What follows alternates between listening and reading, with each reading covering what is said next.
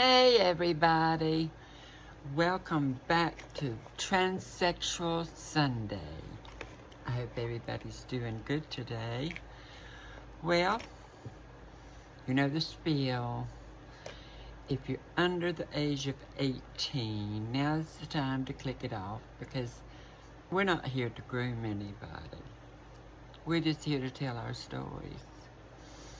Also, if you've not already subscribed, now's the time to do so. And click the little notification bell so you can get a notification every time we put up something. So, also, you're welcome to comment as long as it's respectable. I will not accept harassment or anybody trying to bash me or any of my transsexual friends. It's just not going to happen. I will either just delete it or I will put a ban on you so that you can comment, but nobody can read your comments. So, comment at your own risk. Because I'm not here to put up with any of your crap. No. A lot of you will make comments and you actually have no idea who I am because most of you are too lazy to go back and look at my earlier videos under the section of Woman Once Removed that tells my life story. There's one troll turf, I think. It very well could be a crazy transgender person posing as a turf. But they're on this kick now of calling me daddy.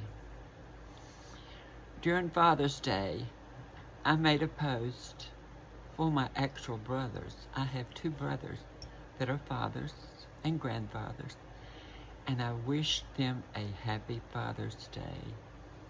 And ever since then, they have harassed me by calling me daddy. That I was the one that was a daddy.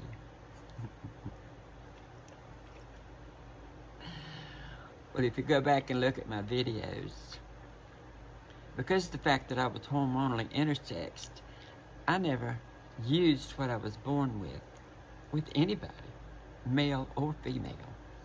So me being a daddy was an impossibility. And I won't go into how I feel about trans women using their penises. That's everybody's personal opinion. But in my personal opinion, women don't have penises. That's just the kind of gender dysphoria I have. I could not deal with what I was born with. It offended me. So I had it removed as quickly as I could. Yeah. And there's a lot of girls like me. So it's been nearly 50 years. Actually, it's been 50 years since I began my transition. I never actually lived as a male. When I left home at the age of 18, I lived as a woman from that day. And I've never looked back because it worked for me. I mean, you can look at me now and say, this is an old, ugly person if you don't think woman. But in my youth, I was lucky. That's all I can say because it wasn't anything I did myself other than try to groom myself. But I was gendered as female even growing up with a crew-cut haircut because I had a girl's face and I acted like a girl because that's who I was naturally. So it's not like it's just something I'm pretending. Because from the day I left home, I just was naturally me. I didn't have to pretend anymore. I didn't have to worry about, am I acting like a man? Am I doing like I'm supposed to do so that I will fit in as a guy. I never had to do that anymore.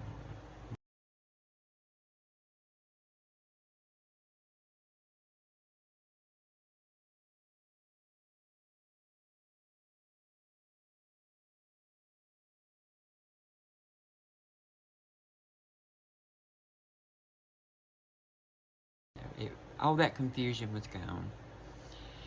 So when it's right, child.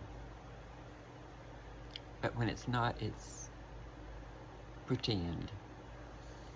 And these people today that are controlling this transgender movement, they're confused. They're wanting to stir up trouble. They're not wanting to just live the life.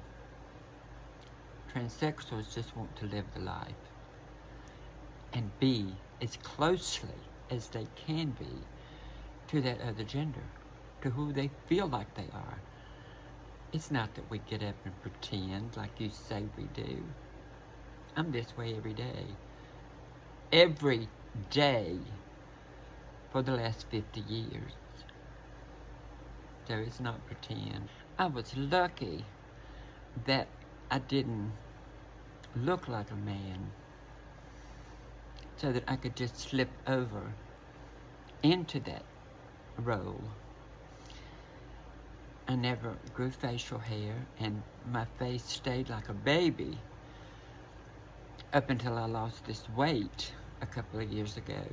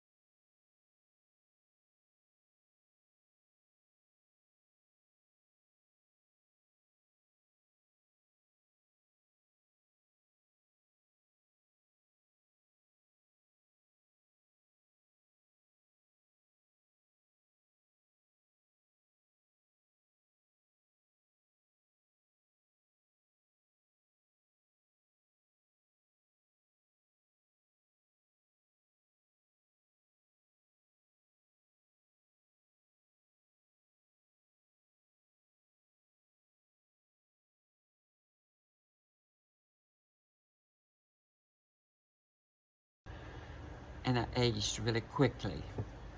So I was lucky. And I understand that a lot of people have more problems than I had, and I support those people. I support the people who I know are transsexual in their minds, even if they don't look like women. But I don't support these transgender people who are just using this as something to do, something that they want to be a part of. Someone who has other mental issues and they're wearing the transgender label to be a part of something. Those people need some counseling. They really do. But I've had a good life. And I'm not ready to give it up. No, I was retired. My cousin Charlotte Jean was retired.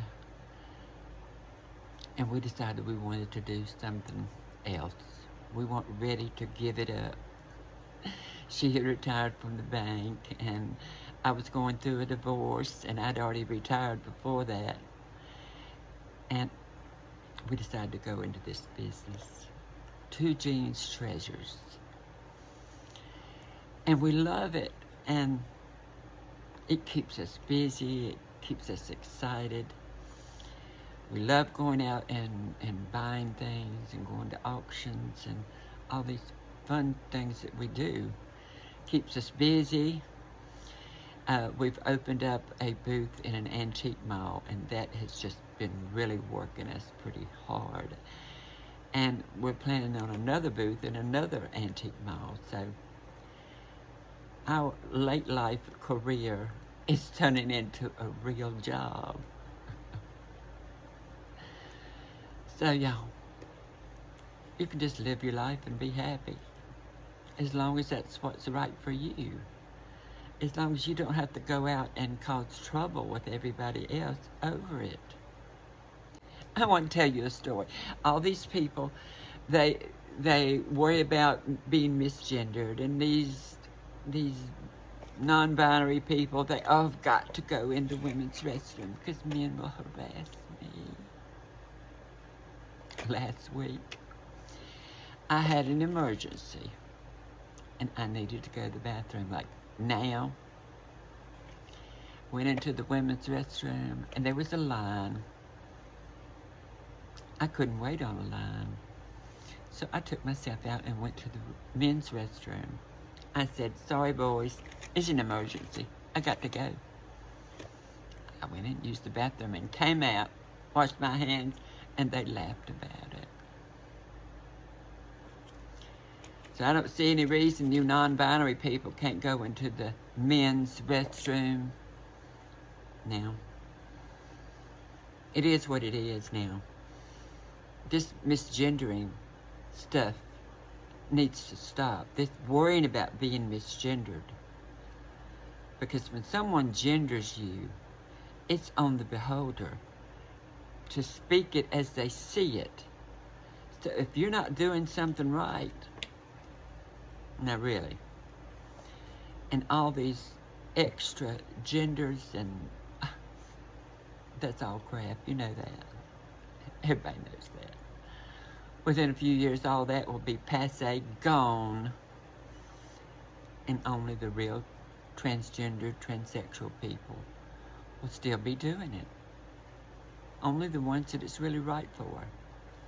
Those people causing the most trouble will either be in mental institutions, dead, or have gotten into something else.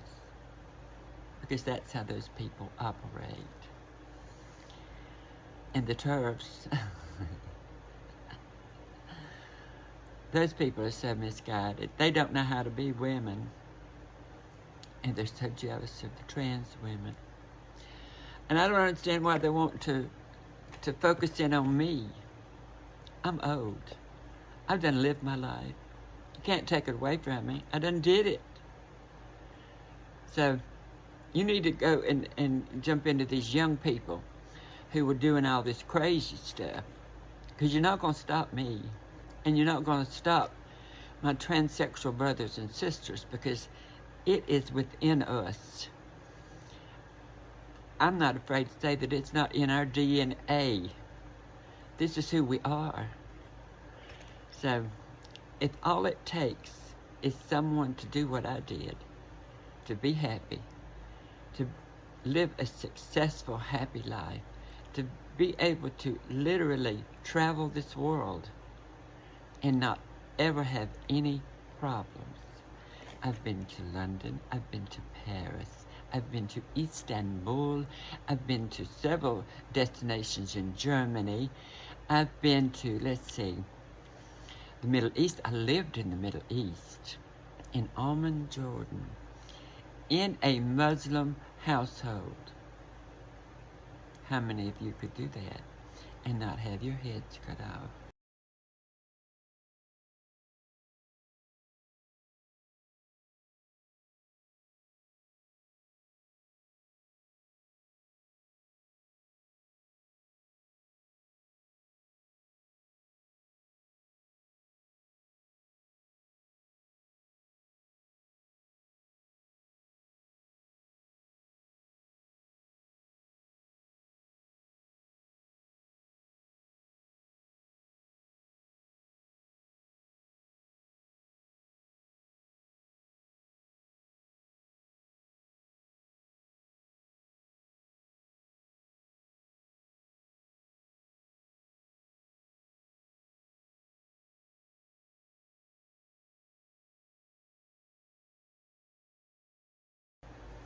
So you don't need to go messing with me because I have receipts on everything of my life.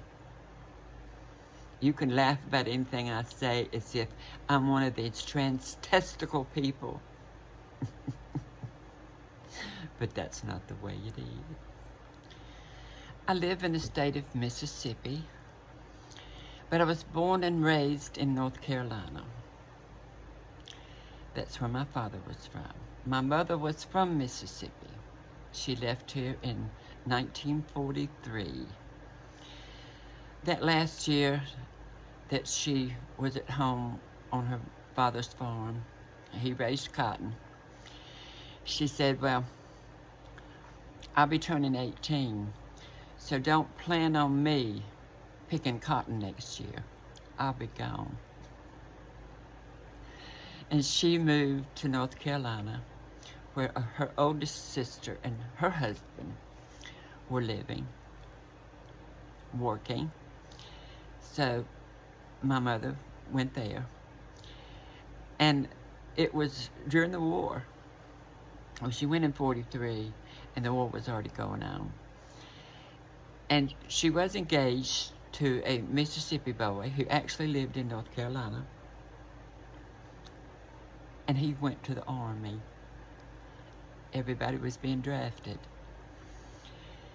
So she worked with my daddy, who wasn't old enough to go to the Army. She was 19, he was 17. So she started dating my daddy. And her and her fiance broke up because someone wrote him and told him.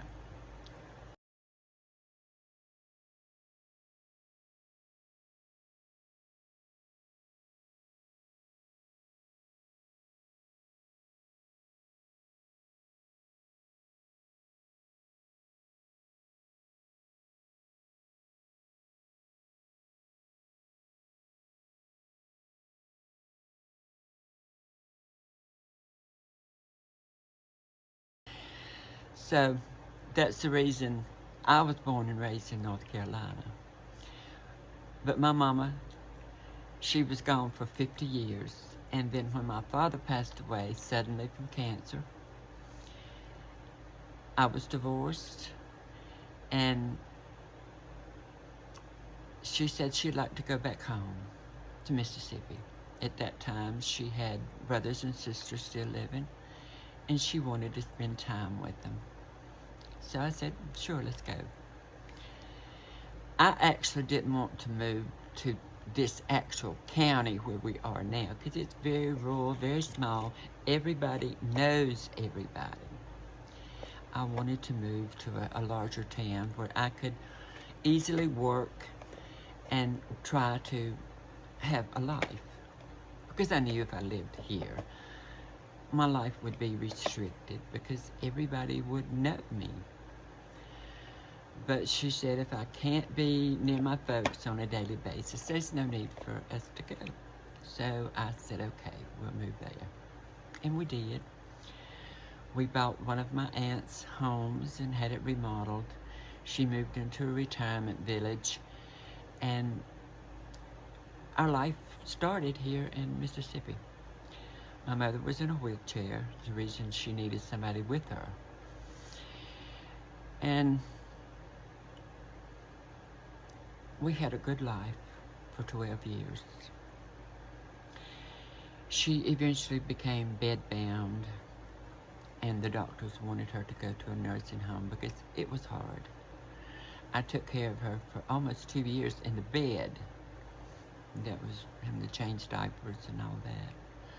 So those of you who think about me messing with a vagina, the only vagina other than my own that I ever saw was my mother's when I had to change her diaper.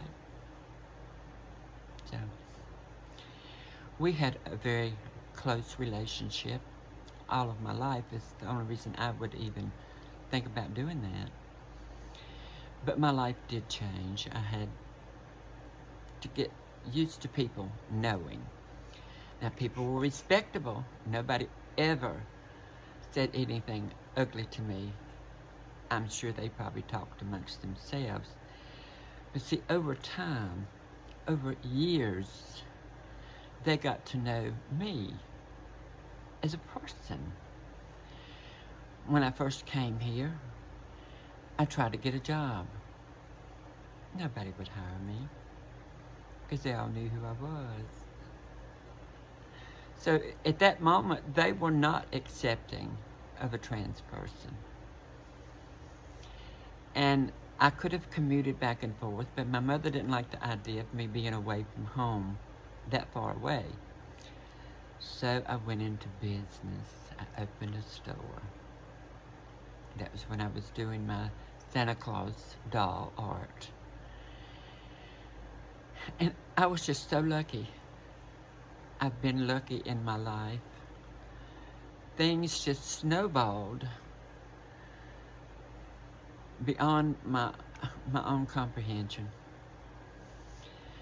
I started doing these Santa dolls.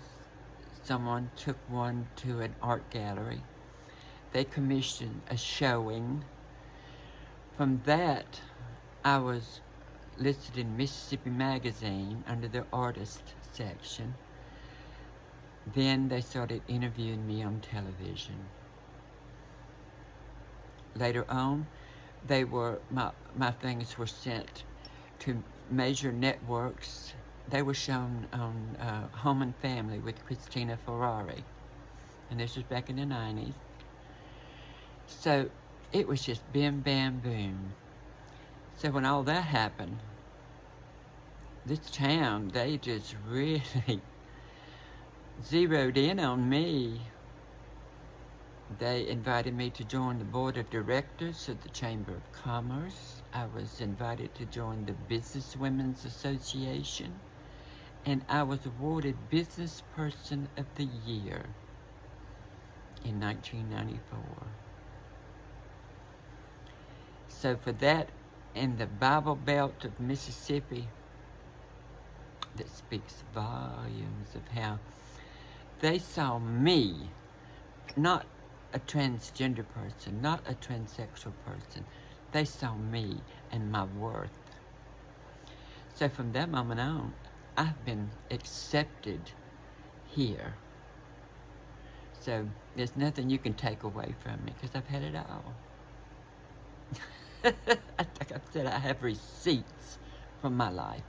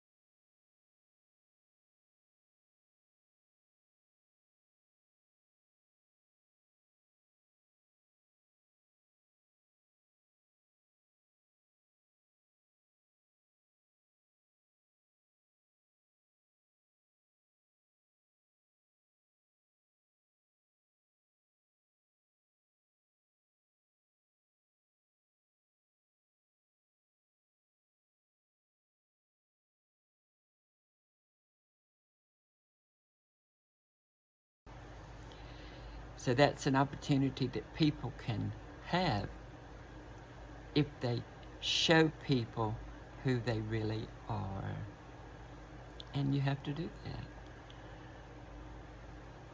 If it's right for you, if you are truly a transsexual person, people can feel that gender when they're around you. They can feel it. They can sense it. They know you're not pretending. They know you're not dressing up. Because most of the time, I go around with my hair pulled up, no makeup, t-shirt, pair of jeans, and a man. Nobody has ever misgendered me. But like I said, most of that comes with how I act, how I am naturally. So, I've done some fabulous things, and I'm not finished yet. All right, y'all. Have a good day now. Love y'all. Some of you at least. And you know who you are.